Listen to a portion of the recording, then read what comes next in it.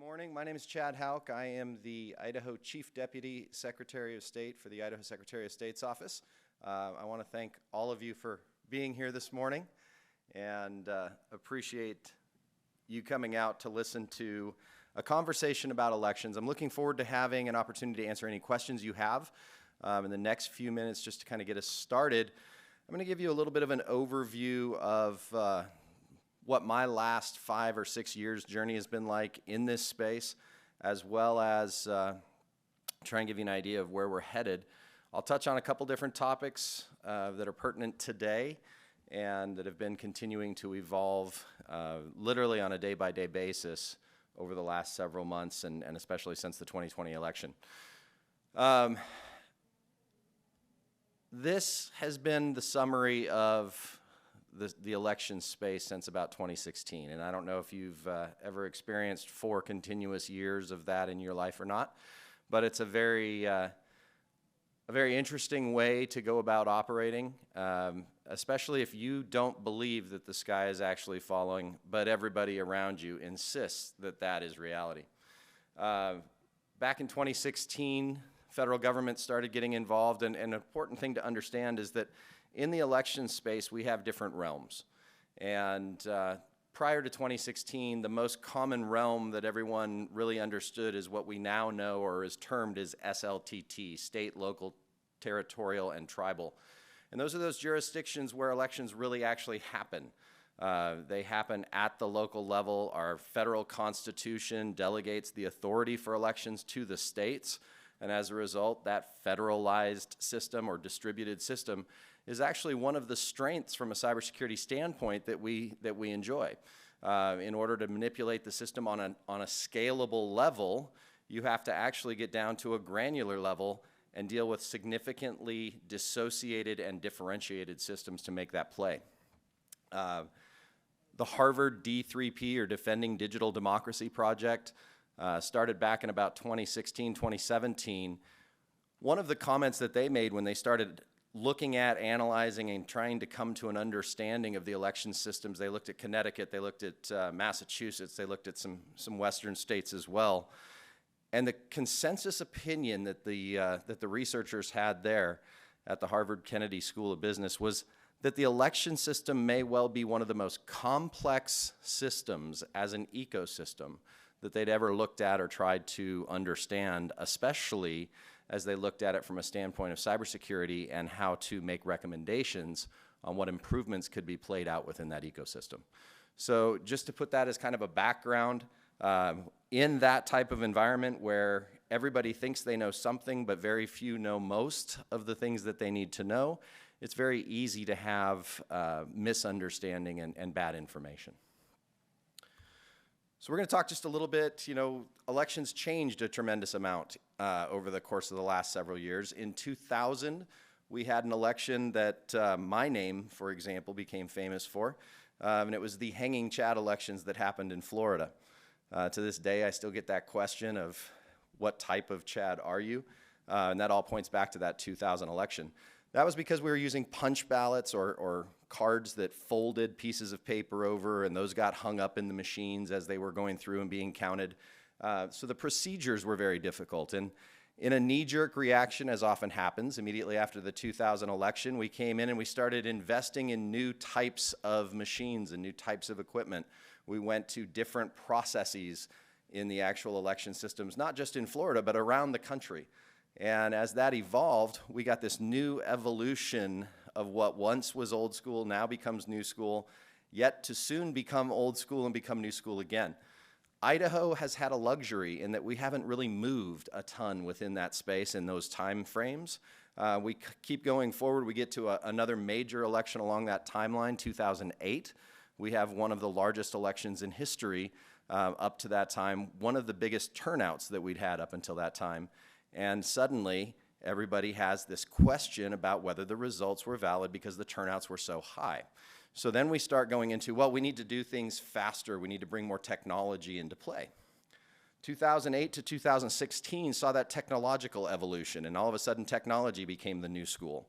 And we ride that wave now until about 2016, when we start to see or start to consider the possibility of this new realm coming into play.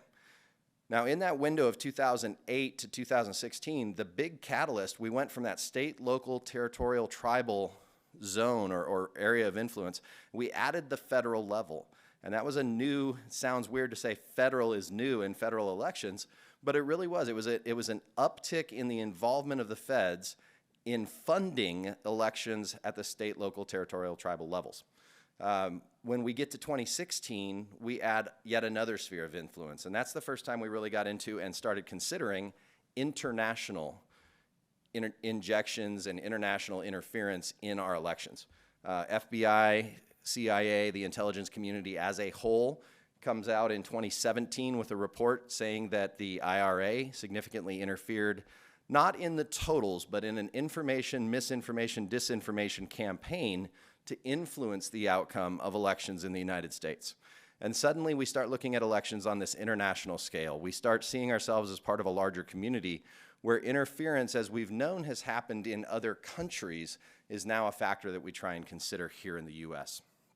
So in the process of all that, 2017, January 2017, sees the transition and change of elections infrastructure to become a component of critical infrastructure under the Department of Homeland Security.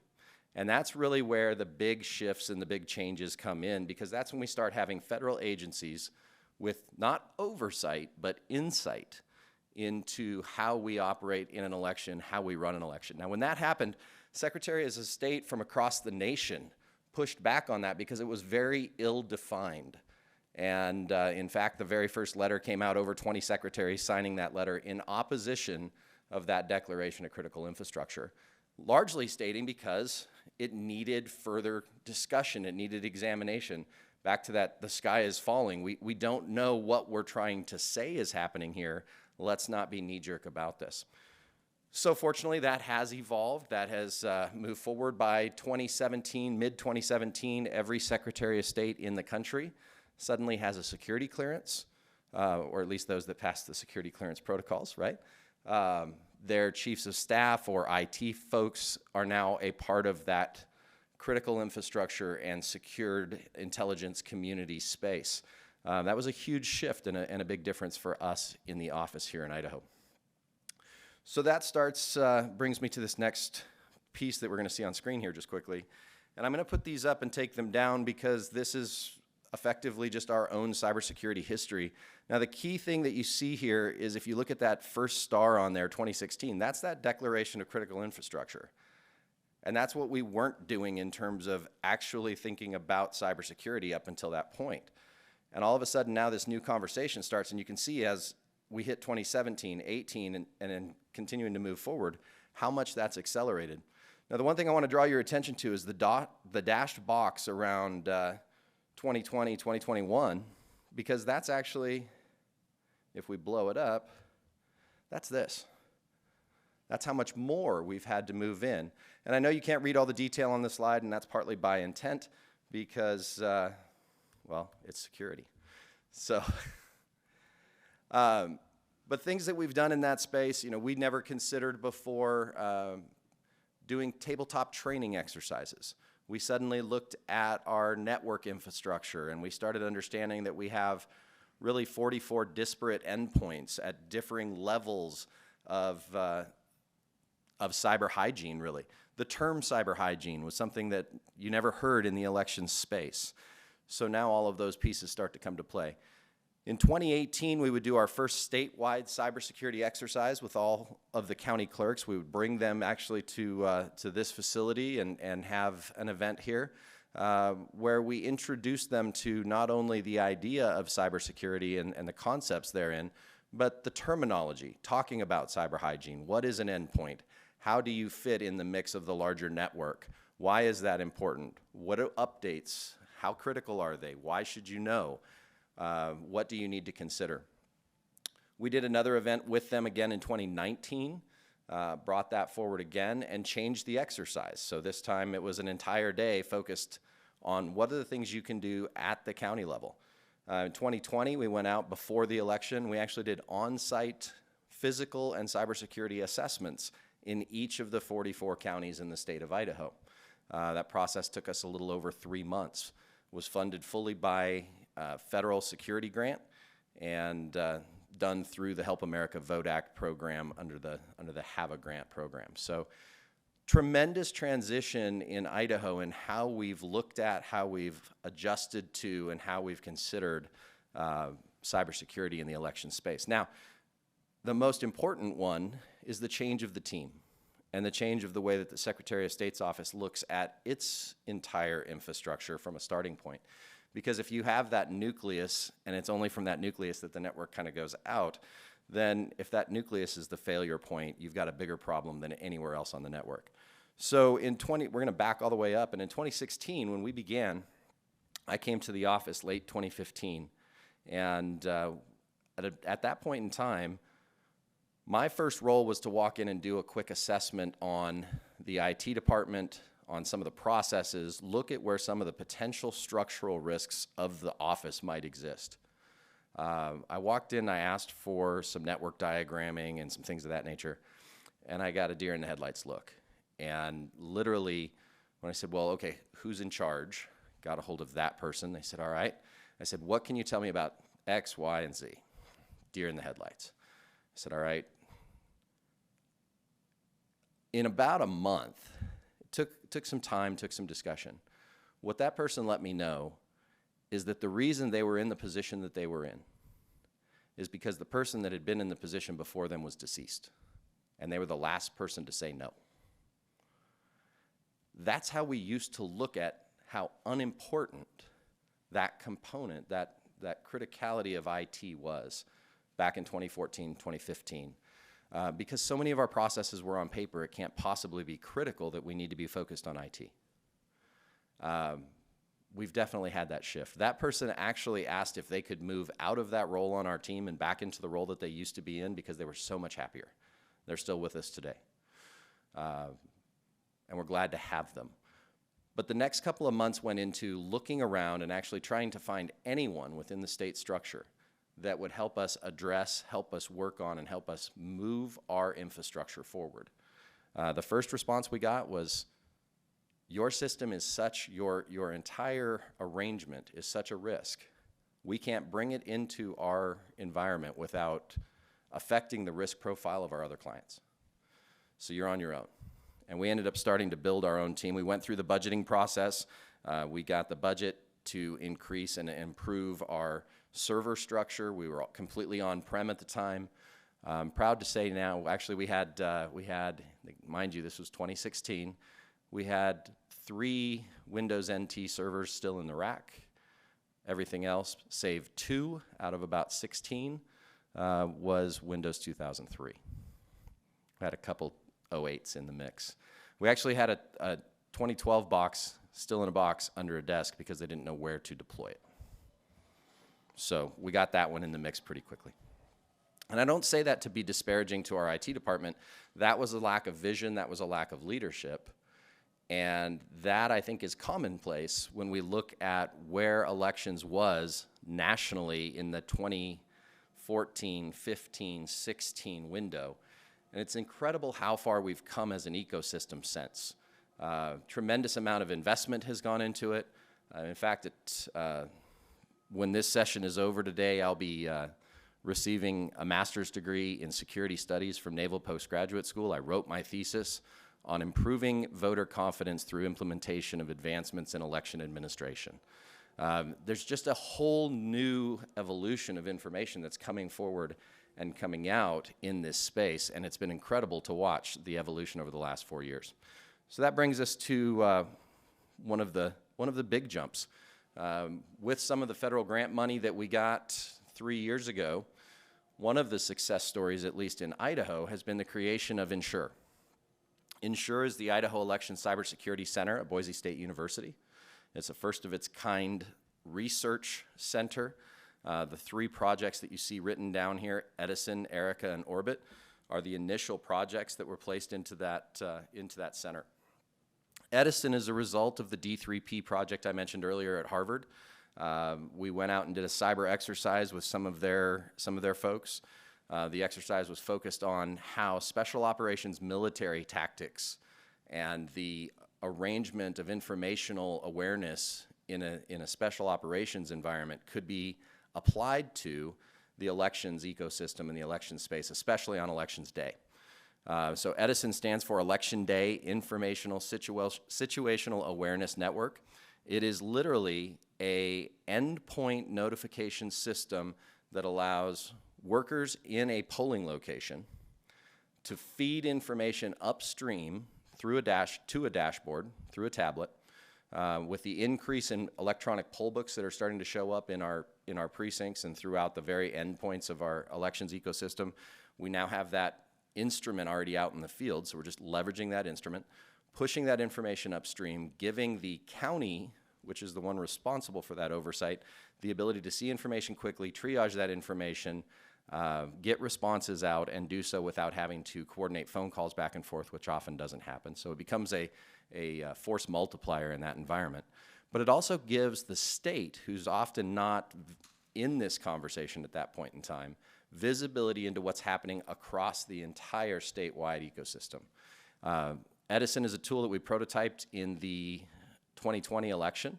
We were able to catch 3 incidences that happened. One of them was the progression of robocalls coming across the United States. We're part of what's called the EISAC, or the Election Infrastructure Information Sharing and Analysis Consortium, where we get feedback from the intelligence community in other states and share that information in real time through Department of Homeland Security and through what we call the HISN, Homeland Security Information Network, all acronyms that we didn't have to know 3 years ago. But as we bring that information in, we saw that there were robocalls going on in Vermont. That information got fed into the data set and into the dashboard. Because we now think in terms of emergency plans and contingency plans, we started drafting press releases and drafting information about robocalls should they continue to progress westward. We watched their progression westward as they came through the ISAC. When the first tweet came out that there was a robocall in Idaho, 47 seconds later, inside of a minute, I could be off on the exact number, but within a minute, the tweet that was pre-prepared and the press release went out from the Secretary of State's office statewide, announcing to people, hey, this has been happening, here's what it is, here's what we know, here's how you should respond, continue to the polls. We could never have done that 3 years ago. So tools like Edison are going to change the way that we're able to operate within the space. Edison's being rebuilt at Insure. It was original concept, like I said, from the D3P project at Harvard. It's being rebuilt in open source code so that we can give it away to the country through Boise State University and through the Insure Center there. So these are some of the interesting projects. I'm going to spend just a moment to how you can help us as a security research community, how you can help us get some of the things that are challenging elections and really just being a drag on elections right now, and get those addressed out in the public space. I'm going to show you a spreadsheet. Now, to the general public, this, for some reason, looks impressive. It's a lot of numbers. It's really all it is. The first column says date, the second one says time, the third one says IP, the fourth column, lat1, lon1, so Latin longitude, location or state, and then there's another column for country code. Then it goes to target IP, lat2, lon2, state, and target location. Now all that information supposedly is part of a data set from packet captures that evidenced the manipulation in every state, in every county across the country. It was put out on the internet, termed the big lie, and in Idaho, what you're looking at is actually the Idaho spreadsheet. It states that every county in Idaho was off by at least some number, that's the red column that you see on the far right, and that every county had digitally manipulated votes where vote counts were moved from one candidate to another. Only 2 candidates involved in the manipulation, apparently. And as a result, in 2020, according to this particular website, Trump did not actually have 554,000 votes in Idaho, but 589,000. Biden actually only had 251,000, and the totals were off by almost 70,000 votes. And every county was complicit in this. Now, that just seems crazy to me. Not only does it seem crazy just on the surface from a standpoint that a criminal was able to get 100% efficacy, accuracy, access without exception across the board. But ironically, if you look back at the numbers here, it took us only 45 minutes to figure out that if you take the second to last and third to last columns there and you add them together, those are the publicly available information known as the canvass. That's what the state certified as the totals of the vote that were cast in the state of Idaho. If you take those numbers, add them together to get total number of ballots cast, and you multiply that number just with those two candidates, mind you, not the other candidates that are off ticket on that, because in a lot of cases there were 6 or 7 other candidates on the ballot. But if you just take those two, add them up, and multiply it by 0.0420625. That took me a little while to get there. And then you drop the decimals off the result, and you move exactly that number of ballots. You have the results in columns 4th and 5th from the end, known as the truth. So again, if we go back to it, not only did every county, did this criminal element, shown here as 44 different IP addresses accessing, so 44 different people, access all 44 counties successfully. They multiplied and changed the votes by exactly the same number on a percentage basis. So they all used the same. Nobody decided to take a personal signature is what I'm getting at, okay? That's pretty unlikely. Now here's the fun part. 7 counties in the state of Idaho are what we call Flintstone gapped. Flintstone gap's a term I came up with because air gap wasn't good enough. Okay? Flintstone gap means they don't have technology in their process. They're still Stone Age in that. And that's not a bad thing. It's appropriate for where they are. When you're counting 425 votes total in your county, you take a paper ballot, you put it in front of people that are there for a potluck, you sit down and you go across 3 different people and you compare the tally sheets as they go 1, 2, 3, 4, hash. 1, 2, 3, 4, hash.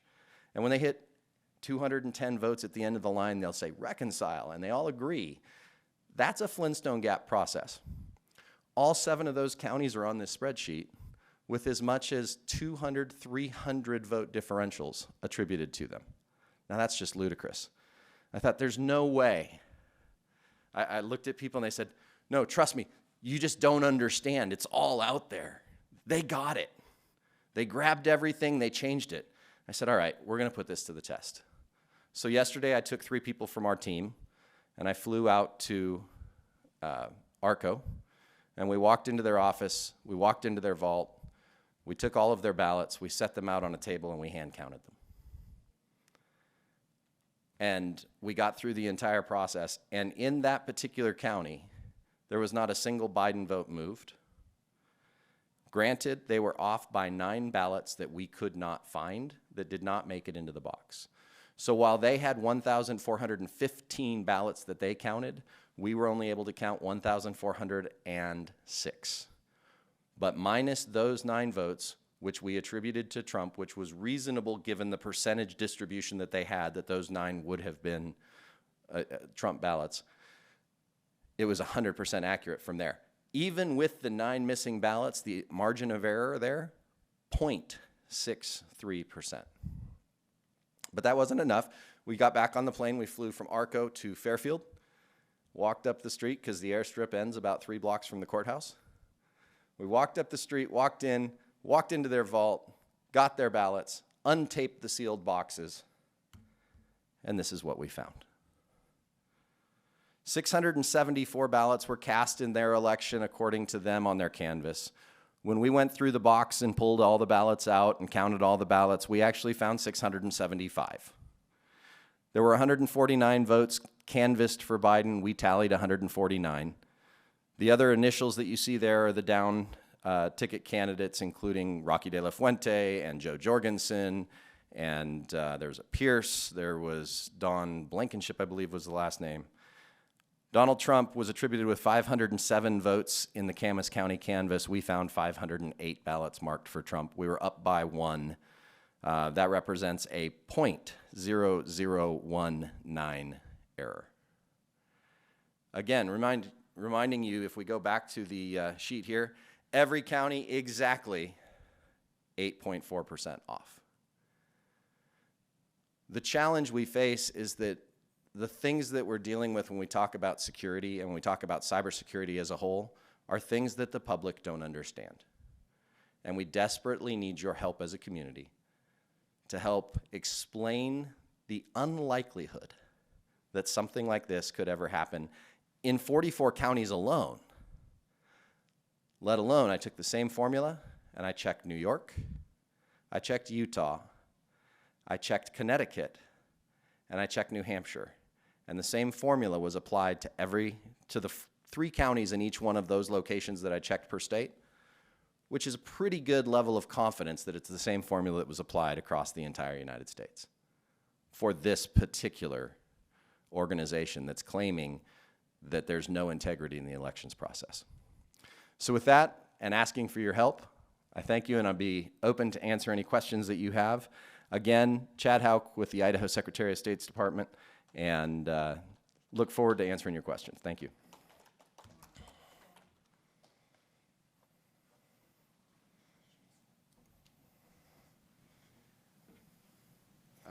So my question actually was, I'm glad you mentioned that, because it was about those 7 counties that literally have a pencil and you check a box. It is not ran through any Scantron machines. It is completely done by people at a table, corroborating the results of the ballot check. Has there been any talk, and I'm guessing kind of based on what you said, probably not very, because it's actually beneficial in this case, but on doing some kind of uniform ballot in the state and getting all the secretaries, or not all the secretaries of state, all the county clerks on board, because we do have quite a variation in terms of ballot types in the state of Idaho. Some are fill in the oval, some are fill in the box, some are still check the box with an X. And has there been any discussion, and would there be any kind of benefit to saying that everyone has a similar kind of Scantron that's ran through the same machines, that there could be a uniform way of counting ballots in the state of Idaho, or has that never really been a discussion point?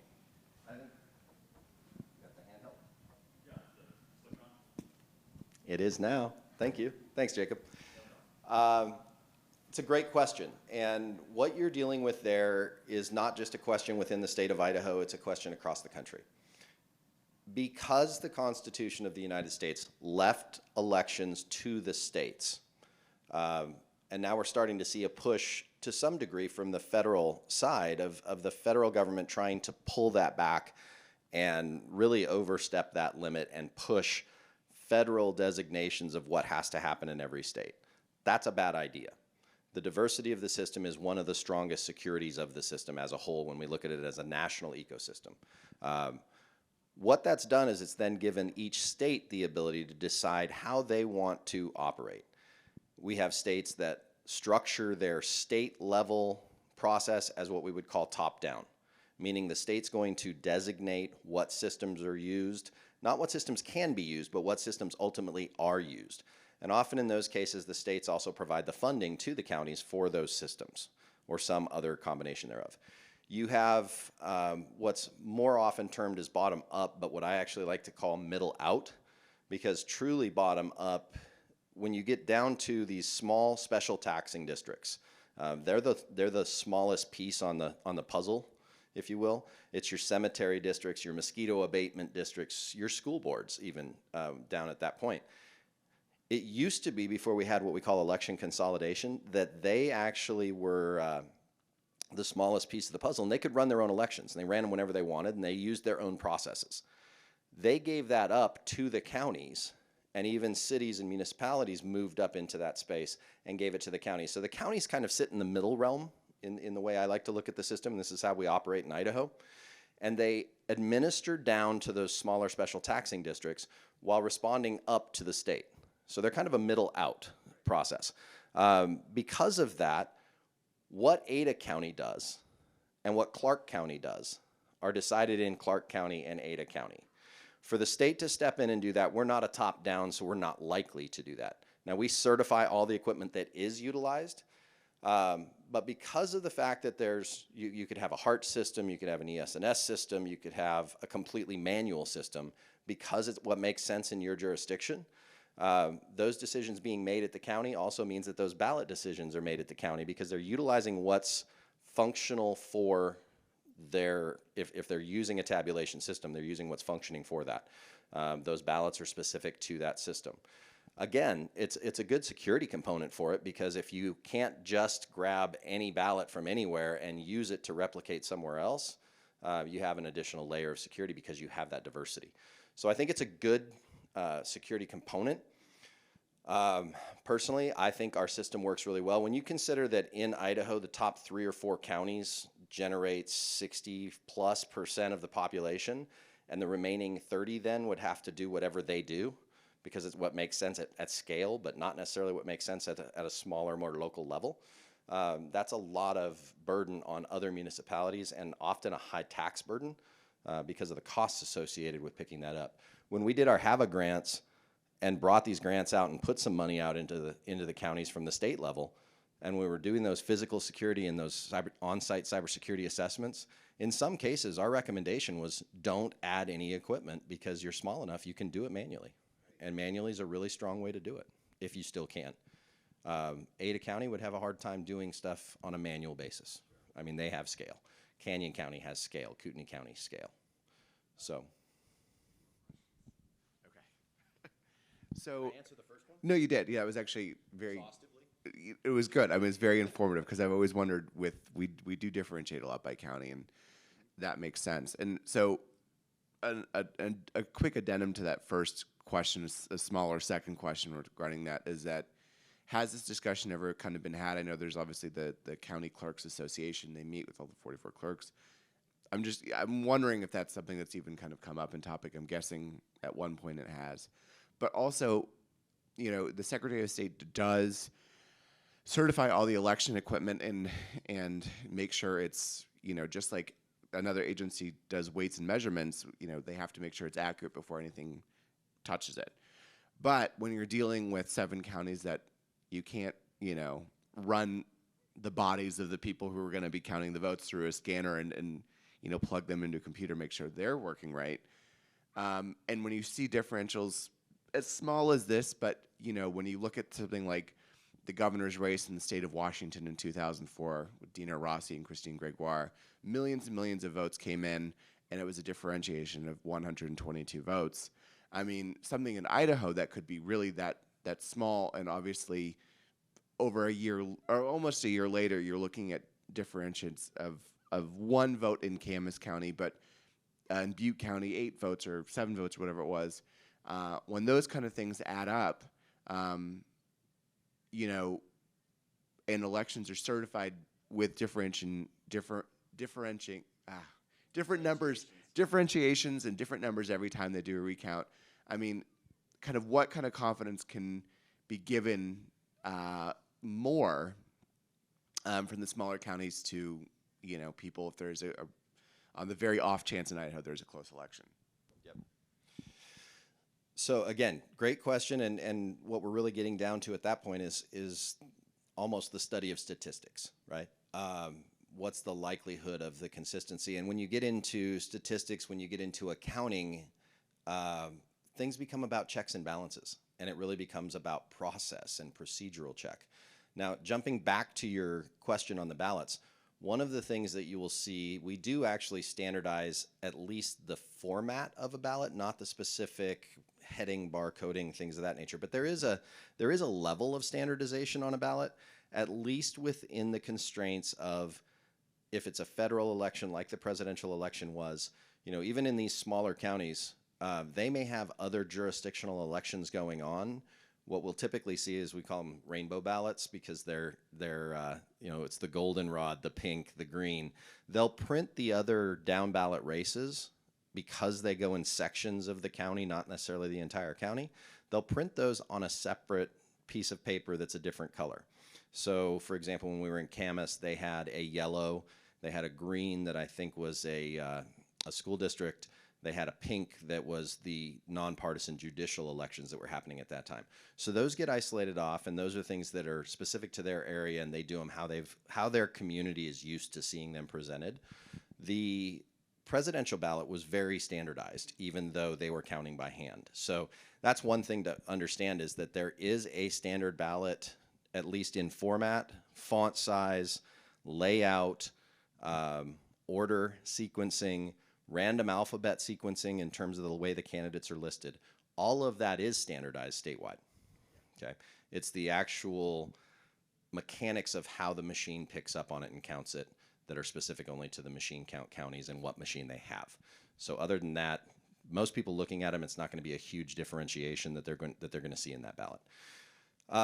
So now to your question of the counting it and taking, you know, not being able to run the person that's hand tabulating through what we call a logic and accuracy test, which is how we actually work with the machines at the county level. Every machine, a couple of weeks before the election, goes through a logic and accuracy test, goes through that test publicly. The public can come in and watch that happen. They run a test deck through it. They see that the count is what the count is supposed to be, and they can run that test again at any point in time, including at the end of the election, to close it out and make sure that the machine still has that consistent counting as it sits. That's when the machines also get sealed. So that's where that checks and balances on the machine side come in. On the human side, when we're talking about hand counts, the integrity of that system comes in the processes that are used as the checks and balances. When we did this count the other day, it was not just one person looking and marking and looking and marking. There's typically at least 2, in some cases 3, tally books that are running side by side. They're often done bipartisan in some cases, especially in a recount scenario, they would be a bipartisan. So as they're going along, literally every 5 ballots or so, someone is saying the word hash. They're literally going 1, 2, they're marking, and when they put that cross on it, they're going to say hash. Everybody marking that race would be saying hash at that moment. If not, you're stopping. When you hit the end of a row, you're reconciling so that you're not going back any more than 60 ballots. They stay on track with one another through the process. The multiples that are involved, the people that are involved, are the checks and balances in that. It's one of the reasons why they are as accurate as they are. Again, what I was talking about here was not a counting issue. It was a 1 year later inventory management issue, in that there was a ballot somehow in the one that I put on screen that either was stuck to the back of another one, or that for whatever reason, it wasn't that a ballot wasn't counted the same way, right? It was that we had one more ballot in the stack to count. That actually goes through another check process that we didn't go through yesterday. If we really wanted to dig into that, the next thing that we would do is we would look at what were the number of ballots printed, because they're printed in tabs or in packets. Those packets are numbered, they're inventoried. When those inventoried packets are sent out to a precinct, they know exactly how many ballots they sent out. Every ballot that is distributed comes off the number left on the packet. You can track that inventory. We have what's called spoiled ballots, and we work through that process. So that's the inventory process that's there to say, okay, well, why did we have 674 here, 675 here? How does that reconcile against the inventory of ballots out, ballots back, ballots spoiled, and ballots counted? And those are actually reconciled at the end of the night. In fact, when we went through this, I went right past the sheets that were there with the poll books. And then that's the second check of that, is they check the number of signatures in the poll books, because that's the number of ballots that should be cast, right? So you have other checks and balances in there. And if we were getting down to a recount level where it was as close as what we're talking about, we'd be looking at all of those processes as well. The other thing to know is that if you get inside that 1% margin, it's not an automatic recount, but it is a free recount to the candidate that requests it across the state. So that would trigger that recount process. And that's done both with the Attorney General's office, the Secretary of State's office, monitoring and helping process that. So lots of checks and balances in those processes that go into that count.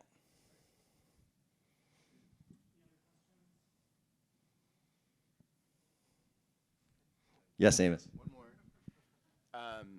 It's a good thing he's got questions or we'd be done. So this is regarding transparency. I think very luckily in Idaho, we have a really great system of county clerks, both from, here in Ada and Kootenai and Canyon, where there's larger populations, to much smaller counties.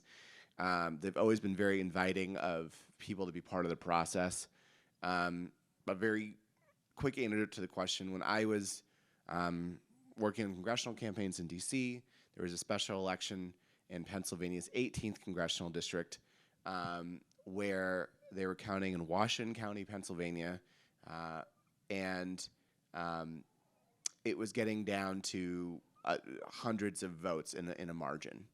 This was an R+18 very Republican congressional district that ended up being won by a Democrat.